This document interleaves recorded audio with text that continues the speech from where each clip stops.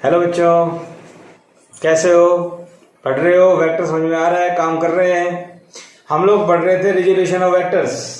उसमें हमारा next topic है अब डायरेक्शन कोसाइन। डायरेक्शन कोसाइन क्या है, कहाँ यूज होता है? रिजोल्यूशन ऑफ वेक्टर हमने 2D में पढ़ा था, 2 डायमेंशन में, X Y Y Z coordinate में। इजीली सोल्व हो गया था, आई और जे की टर्म में पढ़ा था। अगर वो 3 डायमेंशन में आ जाए, एक्स वाई जेड तीनों कोऑर्डिनेट में, तो उसके क्वेश्चंस कैसे सोल्व किए? उसके क्वेश्चन इनकी टर्म में सोल्व किए जाते हैं। कैसे? डायरेक्शन कोसाइन क्या होते हैं वो देखिए। मान लीजिए मेरे पास एक कोऑर्डिनेट सिस्टम है।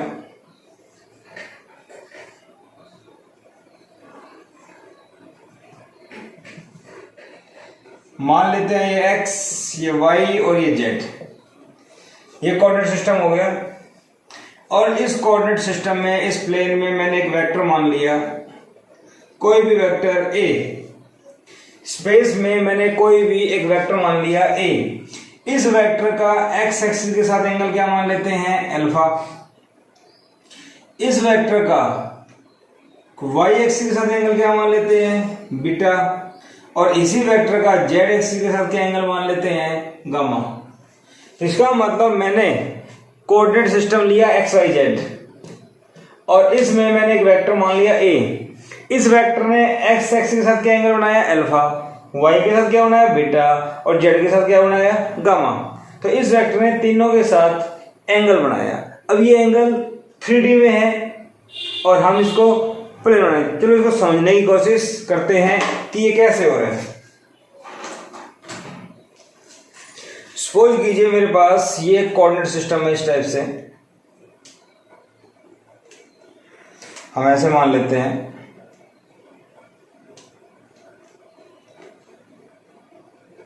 मान लीजिए ये मेरे पास एक कोऑर्डिनेट सिस्टम है जैसे मैंने बनाया अभी। समझ पा रहे हैं? आपको दिखाई दे रहा होगा।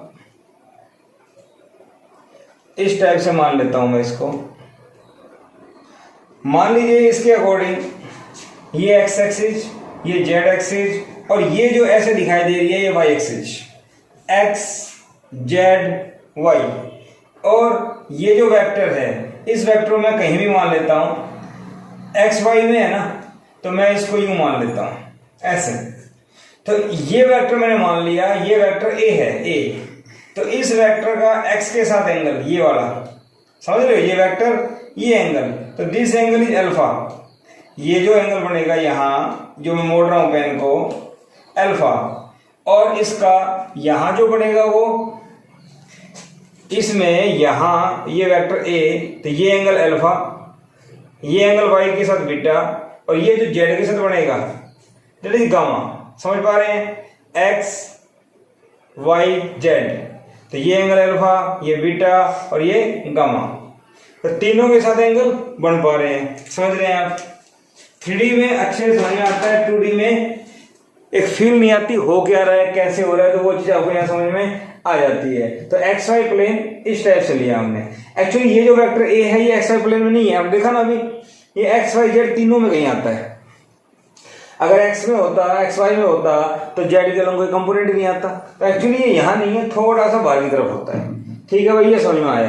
तो मुझे एक बार बताओ कि यहाँ पे एक बात समझ में आ गई कि एक्स वाई और जेड में एक वेक्टर ए, तीनों का एंगल दे रखा है। ठीक है भाई, तो मुझे ये बताओ, ये एक्स एक्सिस थी, ये ए वेक्टर था, इसका कंपोनेंट, इसका एंगल एक्स क्या है? अल्फा।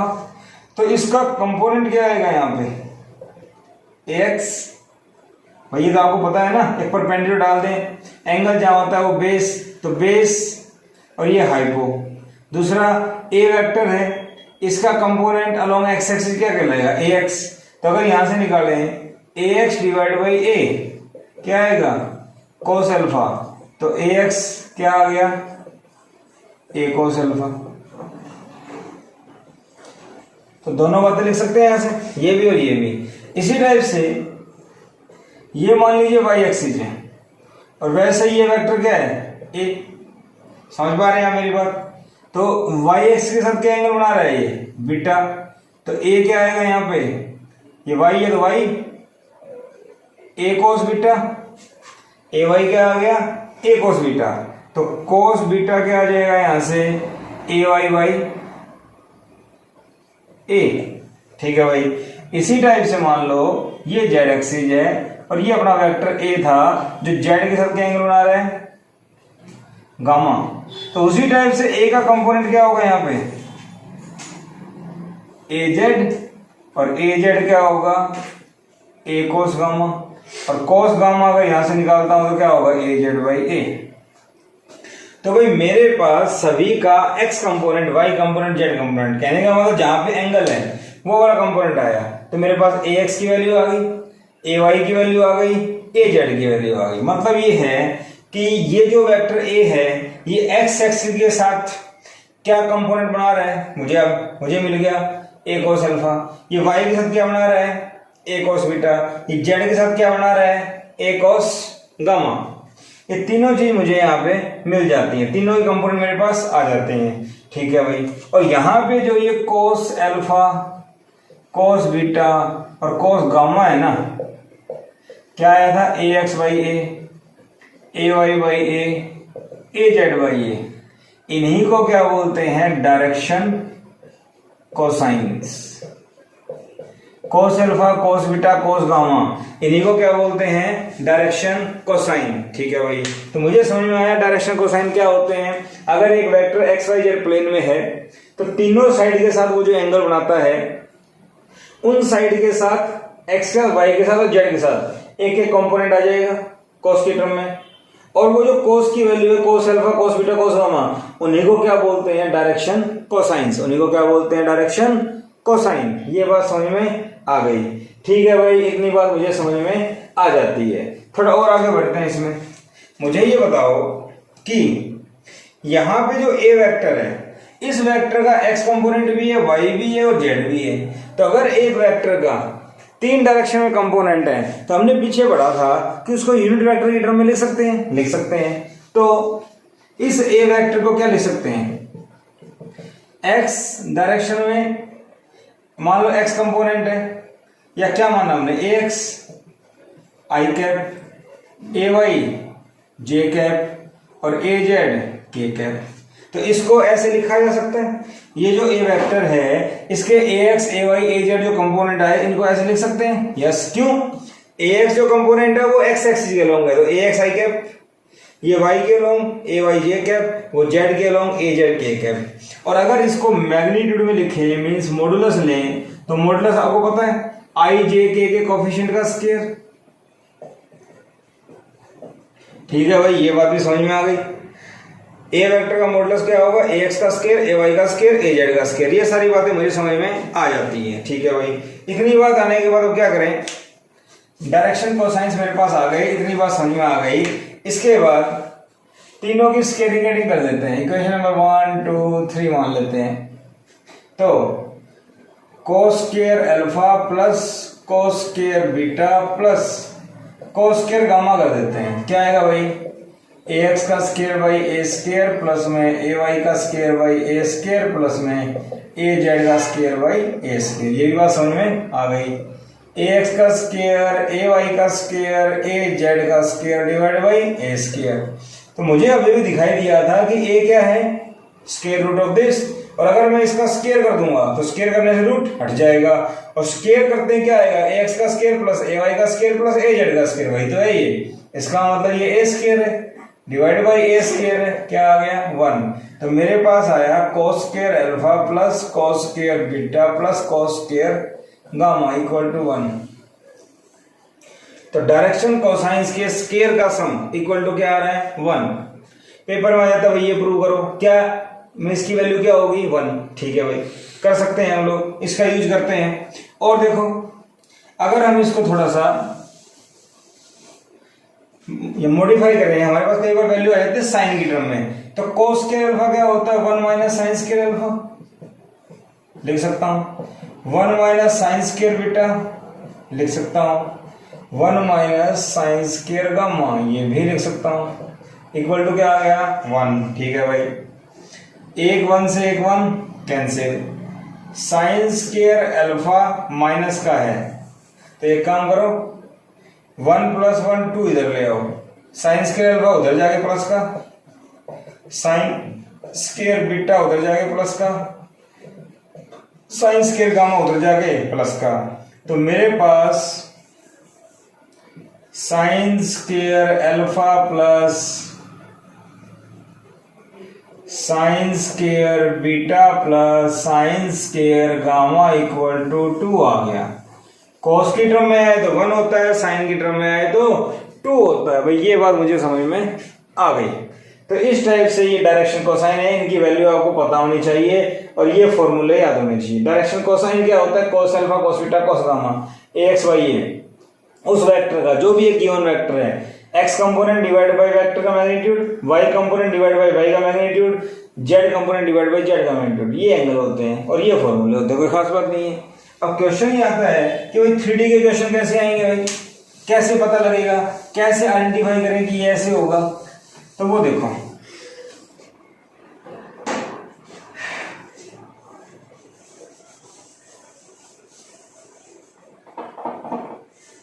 मान लो आपके पास क्वेश्चन आ जाए, मान लीजिए आपके पास क्वेश्चन आ जाए, a bird is moving along x axis, a bird is moving in a space, a bird is moving in space, it makes angle 60 degree with x axis, it makes angle 60 degree with x axis। क्या बोला मैंने? a bird is moving, a bird तो space में move करेगा, in space makes angle 60 degree with east, ऐसे मान लेते हैं, and 60 degree with vertical, and 60 degree with vertical। ठीक है भाई, हमारे पास ये आ गया, एक बर्ड है वो मूव कर रहा है, find angle made with north. तो ये पूछ लिया आपसे, find angle made with north. तो सबसे पहले चलो इसकी बात करें, हम क्या करें, हमने मान लिया ईस्ट एक्स एक्सिस है, तो भाई जो नॉर्थ होगा उसको वाई एक्सिस मान लेते हैं, और जो वर्टिकल है, वर्टिकल क्या बेटा, वर्टिकल, वर्टिकल क्या मान लेते हैं, जेड एक्सिस। अरे ये तो समझते हो ना, ईस्ट वेस्ट नॉर्थ साउथ ये चारों प्लेन में, तो वर्टिकल तो अलग हो गया, तो ये हमने मान लिया वर्टिकल जेड एक्सिस। ये बात समझ में आ गई। तो मेरे पास फॉर्मूला है cos square alpha plus cos square beta plus cos square gamma equal to 1।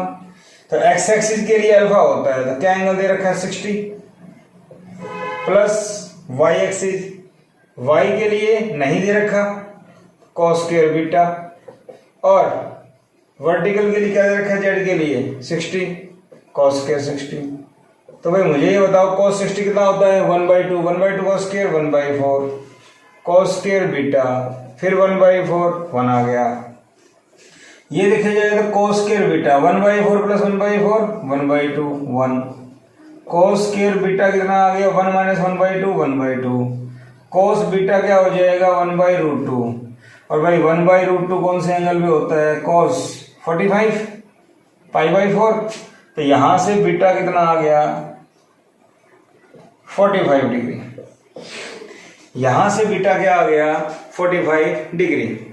भाई ये बात मुझे समझ में आ गई। इसका मतलब मुझसे पूछा गया भाई तीसरा, नॉर्थ के साथ क्या एंगल बनाएगा, तो वो एंगल मैंने निकाल लिया। नॉर्थ के साथ क्या एंगल बनाएगा वो एंगल मैंने निकाल लिया। क्या इतनी बात आपको समझ में आ गई? क्या इतनी बात आपके समझ में आ गई? ठीक है भाई, तो मुझे ऐसे कुछ एंगल वगैरह पूछा जाए तो मैं निकाल सकता हूं। ठीक है भाई, अब इस क्वेश्चन में और क्या पूछ सकते हैं आपसे, तीनों एंगल पता लग गए। अब तीनों एंगल पता लग गए तो मान लो आपसे कह दे a bird is moving in space with velocity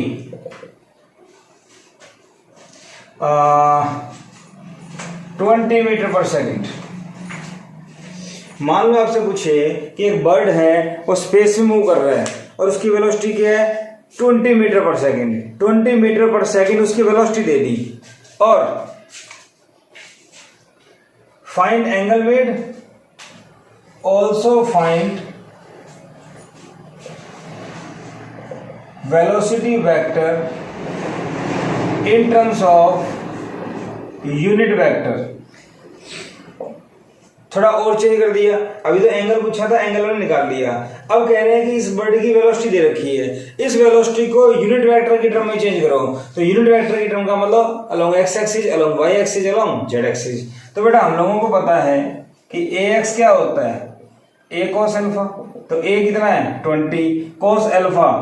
भाई पहले का एंगल क्या दे रखा है, अल्फा 60, वर्टिकल का जो गामा भी 60 और बीटा कितना आ गया 45।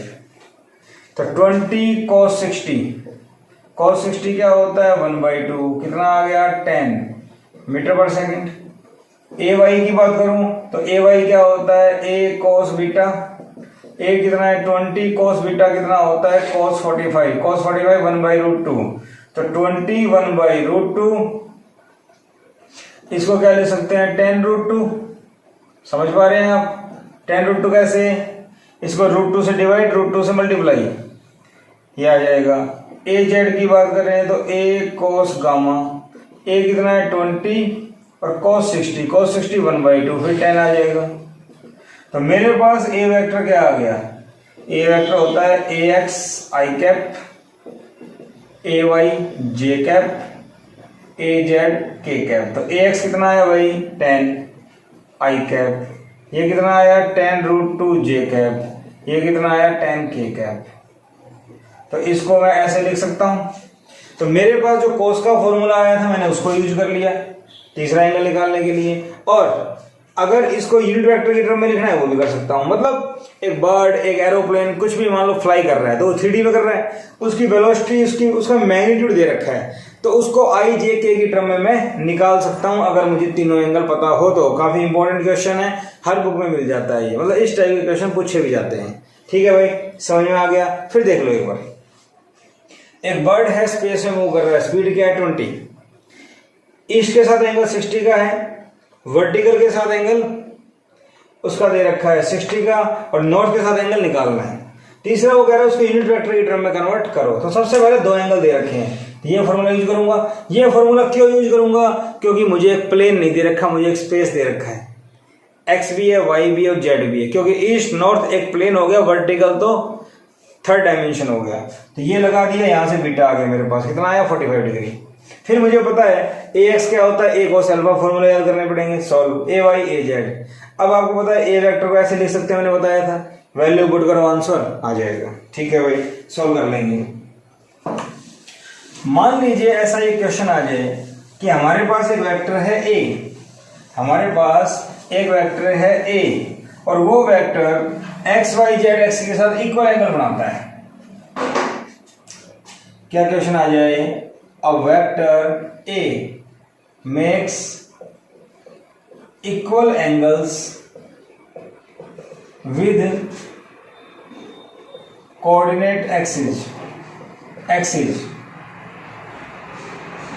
Find component of vector along each axis। मान लो ये आ जाए, इस वेक्टर का कंपोनेंट बताओ ईच एक्सिस के अलाउंग। तो सबसे पहली बात क्या है कि तीनों के साथ एंगल क्या है सेम। तो cos square alpha plus cos square beta plus cos square gamma क्या होता है 1। तीनों का सेम है तो तीनों का अल्फा मान लें, फिर तीनों एंगल सेम है। तो cos square alpha plus cos square beta plus cos square gamma equal to 1। तो तीनों ही अल्फा कर देते हैं, सेम है तो 3 cos square alpha, cos square alpha 1/3, cos alpha beta क्या आ गया 1/√3, cos अल्फा क्या आ गया 1/√3, मेरा काम हो गया। नाउ ax क्या होता है a cos अल्फा। तो भाई a कितना आया, a तो a है, cos अल्फा कितना है 1/√3, तो कितना आ गया a/√3। तो मुझे बताओ a y क्या आएगा, a cos बीटा, लेकिन भाई cos बीटा भी cos अल्फा ही है, गंगाधरी शक्तिमान है, नई चीज नहीं है यहाँ पे। तो ये भी आंसर यही आएगा, समझ गए। और a z की अगर बात करेंगे तो a cos गामा, गामा भी तो अल्फा ही है, तो a cos अल्फा a/√3, तो a z क्या आ गया a/√3।